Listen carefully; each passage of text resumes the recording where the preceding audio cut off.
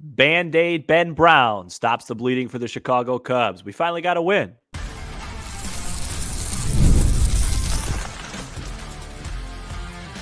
You are Locked On Cubs, your daily Chicago Cubs podcast. Part of the Locked On Podcast Network, your team every day. You are Locked On Cubs, part of the Locked On Podcast Network, your team every day. Alongside Sam Olber, I'm Matt Cozy. Sam and I are lifelong fans, taking our passion into a discussion with you on all things Cubs. Thank you for being part of the show and making Locked On Cubs your first listen today. And the best way you can help us grow the show is to listen every day, like the video, and comment anything below. Today's episode is presented by eBay Motors. From brakes to exhaust kits and beyond, eBay Motors has over 122 million parts to keep your ride or die alive. With all the parts you need at the prices you want, it's easy to bring home that big win. Keep your ride or die alive at ebaymotors.com. Eligible items only. Exclusions apply. eBay guaranteed fit. Only available to U.S. customers.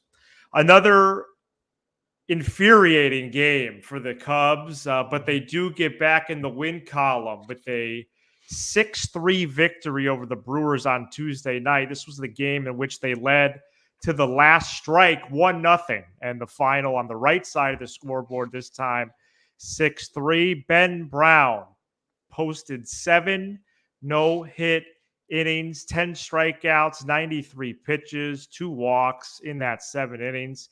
He is nasty. What a competitor. Has allowed only 8 runs in 44 2/3 innings since his debut. And the Cubs were able to rally after Hector Neris blew the game in the bottom of the 9th with 5 runs in the top half of the 10th, and they hold on for a win. Sam, it was another, not only do we have the roller coaster season, but then we have the roller coaster within the individual games themselves. Yeah, apologies if I come in sounding poor. I picked up my typical post-vacation cold. It's like clockwork, kind of like the Cubs offense. It's very predictable. But yeah, I mean, I think the story here is Ben Brown, and then everything trickles down from that. Boy, there's something developing here. You know, this is a pretty big story. I thought he looked tremendous his last time out against the Braves, albeit in a 4-inning shorter start. And then he comes in a really difficult atmosphere with a Brewers team that you could just feel. You could feel the attitude of their players, Adames and Free. Like they really want to make a statement this week. They want to put the Cubs not away. You don't put anybody away this early, but you know, really get some length between them. And he came in and he really overpowered them. Overmatched them. The stuff was electric. This is kind of the type of pitcher we've been yearning for in the Cubs system for a long time. I mean, he hit 98 tonight. The curveball was nasty, threw enough strikes. It was really tremendous to watch. And you know, you can't say enough how much credit you give him. You give Steele yesterday. And, you know, the offense is obviously still the negative storyline, even though they broke out there in the 10th. But, you know, I think everybody could firmly say the Cubs are probably not going to finish ahead of Philadelphia, their Dodgers. So if they do find a way to sneak into the postseason, it would be a 3-game series. No matter what's going on with their offense, if they were to sneak in, I wouldn't want to deal with these guys. Steele, Imanaga, Brown, you got Horton coming up. Assad's pitched great. Tyone's pitched well. They might not even need Wicks being back, they might not even need to go to an actual reliever until like the 8th or 9th with the way that they could put these games together. They have some real weapons. It's fun to think about. Yeah, right. I mean, but they have some real weapons there, and he was great. And then, you know, good for Bush to hit a home run, and then, you know, it got a little ugly there in the 8th and 7th and 9th. And a little, yeah. And then I thought the big hit came from Talkman, of course. Which also knocked their closer out of the game. Suzuki finally got one to drop, and then the floodgates opened from there. But win's a win. They needed it. Now you got Imanaga going on Wednesday, and you could hopefully take 2 of the first 3.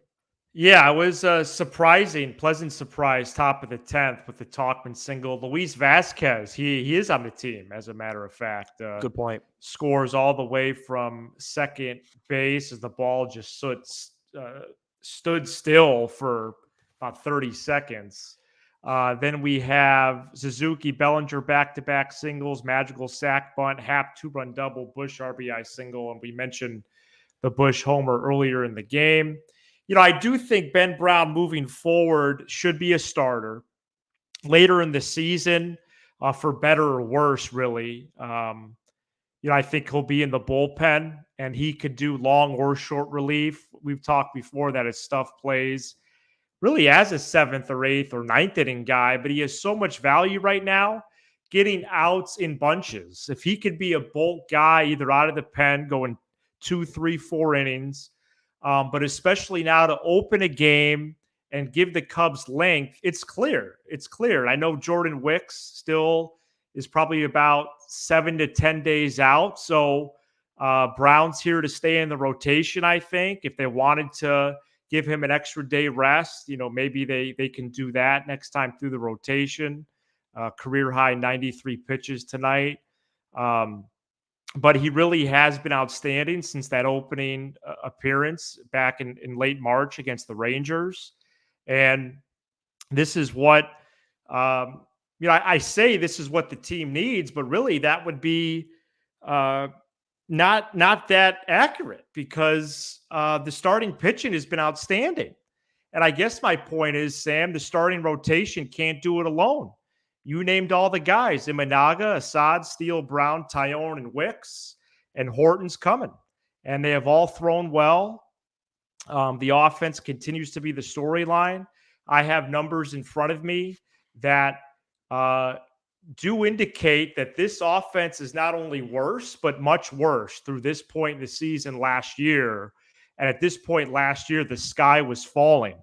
Right. If that's fair to say, with the Cubs season, and they have a better record now, but the offense is much worse. And we'll get to that second segment. Not every baseball game should feel like football. The Cubs have done that since September, and you can argue even dating all the way back to June. I'm kind of in the most thoughtful ways. I want to ride the roller coaster.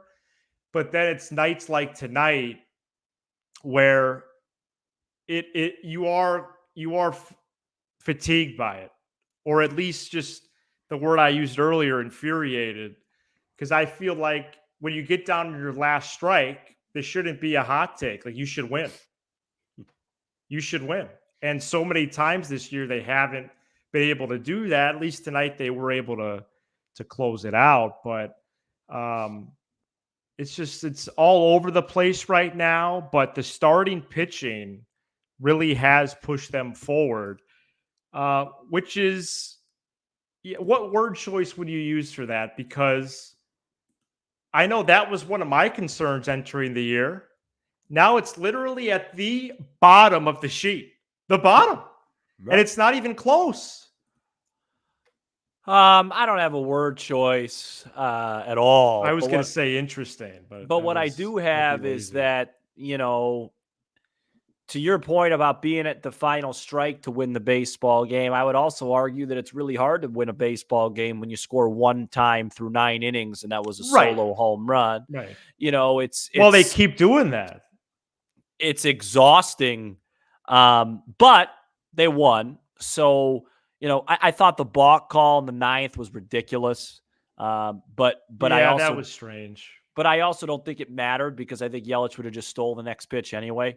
And the Cubs just, they don't even bother throwing out base runners. But I do want to talk about a couple of things I liked in the 10th inning there.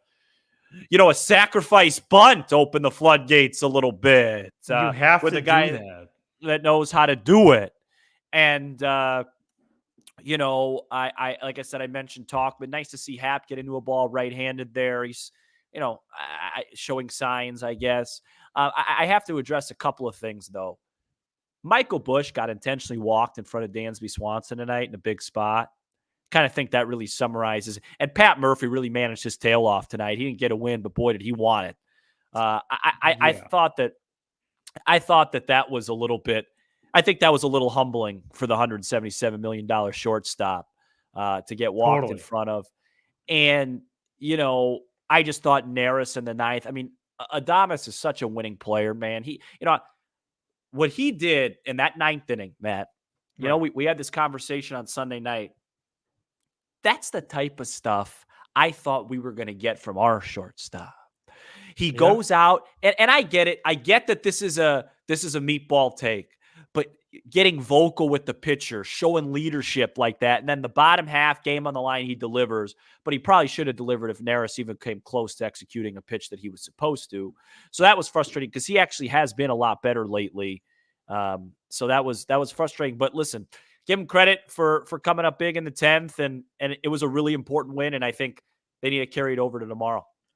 Yeah, although Neris's last appearance was May 21st, so long stretch between spots. I actually don't think that's meatball-y with the Adames stuff. I think it's baseball.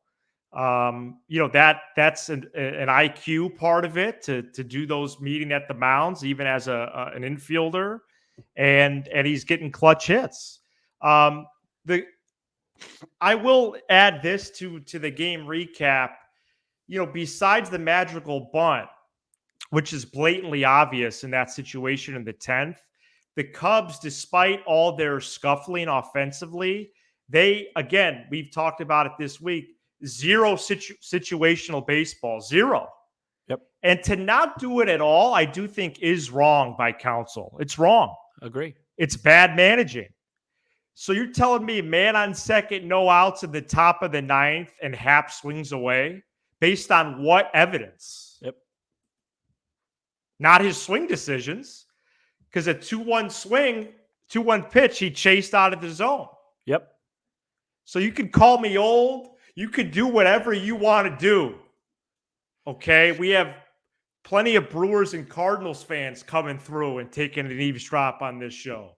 But you have to bunt the baseball sometimes. Sometimes, okay? Cubs have the lowest line drive rate in the majors, Sam. They can't hit. Hopefully the 10th is the turning point for this team because it's much needed. And Imanaga versus Bryce Wilson Wednesday. Of course, you already said it would be great for Imanaga to keep doing what he does. Well, he hasn't pitched in a while. And the Cubs go up 2-1 in the series. Simple as that. Yeah, and I think that Jed Hoyer made some comments today that I thought were really interesting. Oh, great. No, I'm actually serious. He is right there. He basically he's laughing at you. He's laughing at us. Because we have to watch this team offensively every single night. And what does he do? He says, they're going to get back to the back of their baseball card. What baseball card? But I thought he actually said today, that there's a time where you can't wait anymore and changes kind of need to be made. And so I think we're trending in that direction. So we'll see. We'll see. What changes? Thursday when PCA is eligible? Because you sent them down, Jed Hoyer. You sent them down. Okay. So. How many more homers does that brother get a hit in Des Moines? Can we go to break? I got to blow my nose, dude. Okay. Holy moly. All right. Coming up next, this offense is much worse than last year. Did you realize that? Stay tuned. Today's episode is brought to you by eBay Motors. Passion, drive, and patience. What brings home the winning trophy is also what keeps your car alive. eBay Motors is everything you need to maintain your vehicle and level it up to peak performance. From superchargers, roof racks, exhaust kits, LED headlights, and more. Whether you're into speed, power, or style, eBay Motors has got you covered with over 122 million parts. For your number one car, you always find exactly what you're looking for. And with eBay Guaranteed Fit, your part is guaranteed to fit your ride every time or your money back. Because with eBay Motors, you're burning rubber, not cash. With all the parts you need at the prices you want, it's easy to turn your car into the MVP and bring home that win. Keep your car alive at ebaymotors.com. Eligible items only. Exclusions apply. eBay guaranteed fit. Only available to U.S. customers. Cubs play the Brewers at 6:40 p.m. Central Wednesday, and you can hear every pitch of the Cubs hometown broadcast on SiriusXM by searching Cubs on the SXM app. Through Memorial Day, that's 53 games in 2023, so I'm going to date it to 23 games this 2024 campaign as well. The Cubs offense is worse this year than last year. They, through the 53 games, better record. They were 23-30 on Memorial Day last year. But here's the slash line in 2023. 255, 333, 416. This year, 228, 310, 369. Last year, they were 16th in the majors in runs at this stage with 243. Now they are 17th with 227 and 65 homers last year.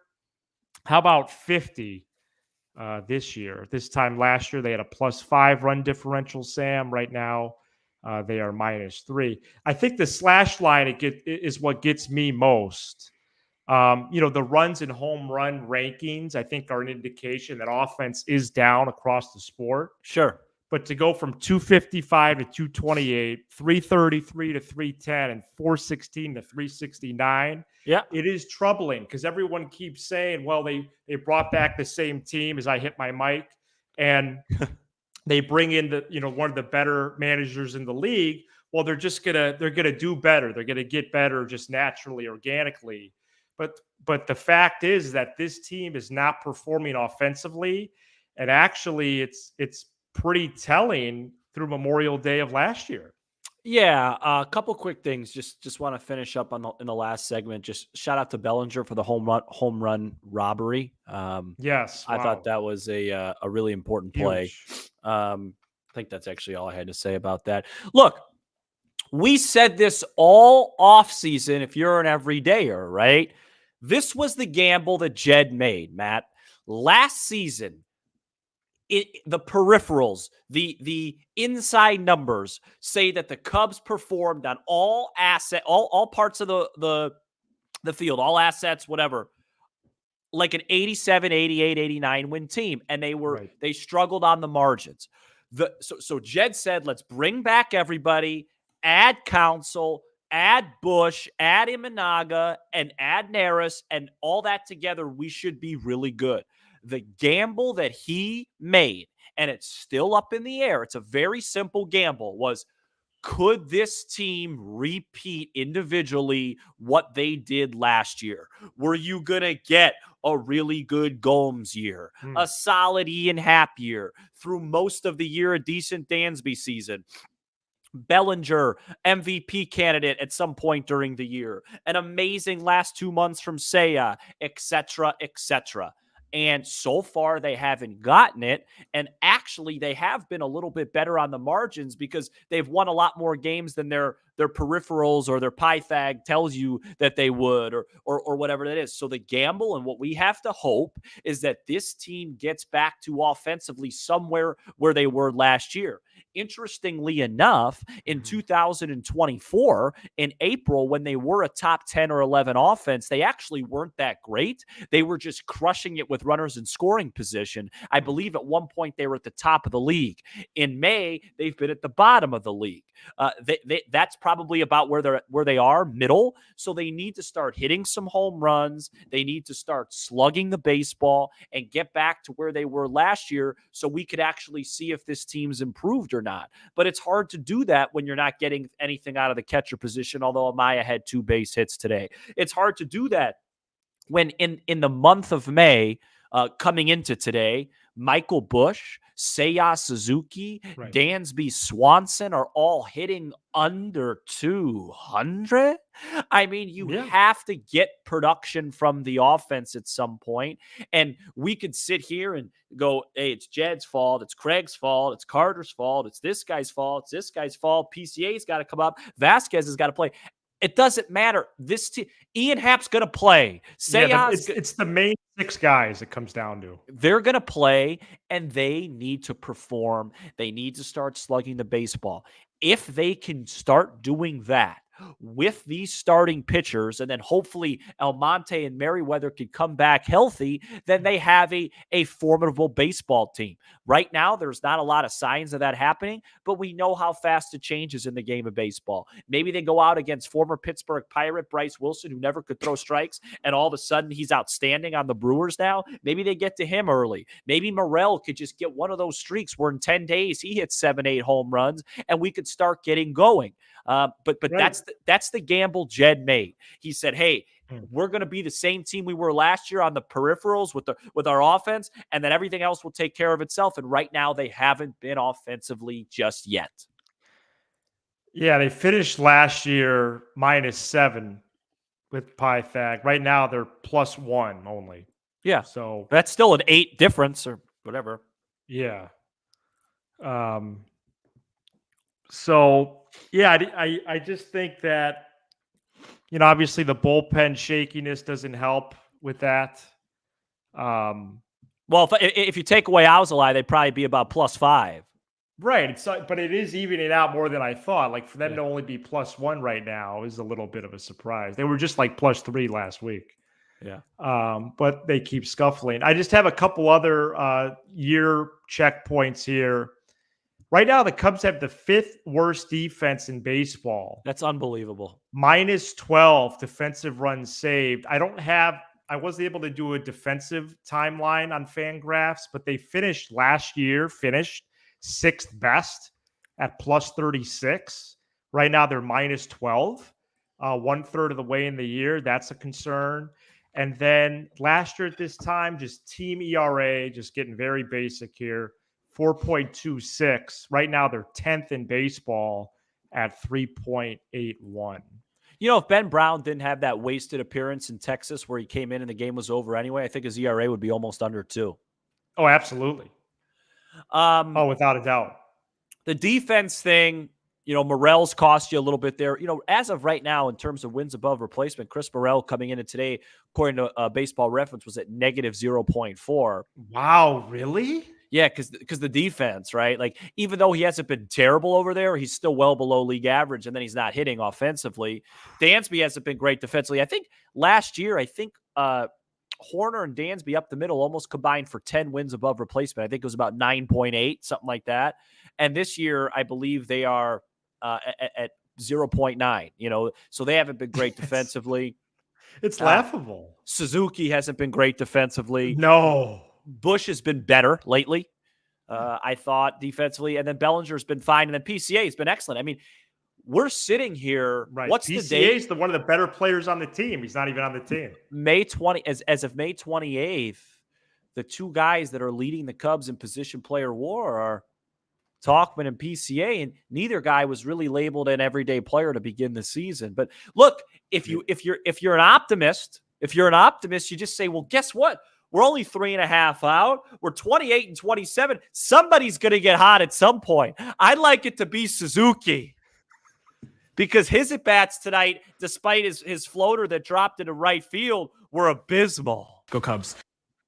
Yeah, me too. He's too talented for this. I'd like to turn it around as well. It's agonizing. And, Swanson, I would love – and Swanson's not going to do media today because he didn't have a major part in the game. But, man, if he did media, I would love to say, hey, how did it feel to get somebody intentionally walked in front of you that was hitting coming into today about 170 in the month of May? Right. That doesn't wake you up. What will? Absolutely. So, all right. So, Imanaga against Wilson on Wednesday. Let's get a spread on that real quick because pretty soon we got to talk about FanDuel, man. Yeah. Let's get a little FanDuel spread. Let's get a spread on that, and that's going to be a 640 ball game. Thursday's 12:10. It's going to be the Cubs in Milwaukee is -135 favorites because Shota Imanaga is one of the best pitchers in the world. Cubs are -135? According to what I'm looking at. Oh, good. All right, but let's get to some Craig Counsell audio. His return to Milwaukee. The fans aren't too pleased. Stay tuned. This episode is brought to you by FanDuel, that gets us all our great spreads. It's winner take all time in the NBA and NHL. I believe the Minnesota Timberwolves just forced a Game 5 against the Dallas Mavericks. And FanDuel is giving you a shot to bring home a big win of your own. Right now, new customers get $150 in bonus bets with any winning $5 bet. That's $150 to bet on spreads, money line, player props, and more. The Boston Celtics are favorites right now for the NBA title. Of course, they're in it. No one else is. And the Dallas Stars are the favorite for the Stanley Cup. I hope that's still there. Visit FanDuel.com/lockedon and make every playoff shot count. FanDuel, America's #1 sports book. Craig Counsell returned to Milwaukee this week for the first time since leaving as a free agent and signing with the division rival Cubs. And the Brewers played a quick tribute video to him prior to Monday's action, and every time he appears on the field, and even during that video, Sam, he has gotten booed thoroughly. And ESPN Milwaukee did interview a few fans before Monday's game. Listen to this. What would your message be, CJ, to Craig Counsell, who left for Chicago? We cannot censor this on. Are we live right now? No, we're not live. You okay, can censor it. No, he's a I'm glad you suck. We won't miss him, right? No, we won't miss him. He's a bum. He wants to go to Chicago. Fine. Not a fan. Not a fan at all. You're a traitor. I hate you. We're going to destroy you. Whew. Yeah, they don't like him anymore. Yeah, and I don't understand why that's surprising. I get it. He had success there. If he won a World Series, I would get it. He didn't win a World Series, and he left for the enemy. The Cubs are the Brewers' enemy. They're the big market team. They're the team that they're always chasing. And right. And he went there. So it makes total sense that they were, that they're hard on him and booing him. I mean, I'm not surprised at all.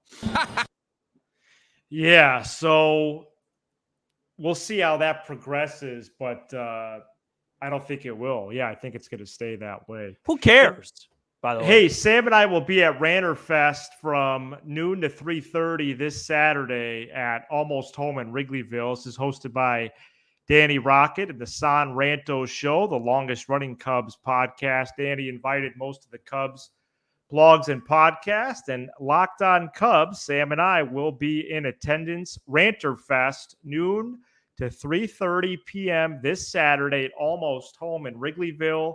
Get your tickets at sonranto.com, sonranto.com/ranterfest. Yeah, let me say one more thing. Yeah.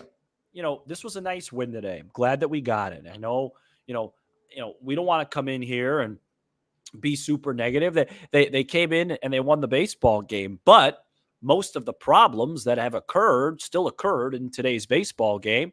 Hopefully the positive, multiple times, the big happy episode would come tomorrow if we carried over that 10th inning into Wednesday evening's game, put up a 4-5 spot in the first or second and cruise to a win and set up an opportunity on Thursday to take 3 of 4 against this arrogant Brewer club. There is momentum happening here.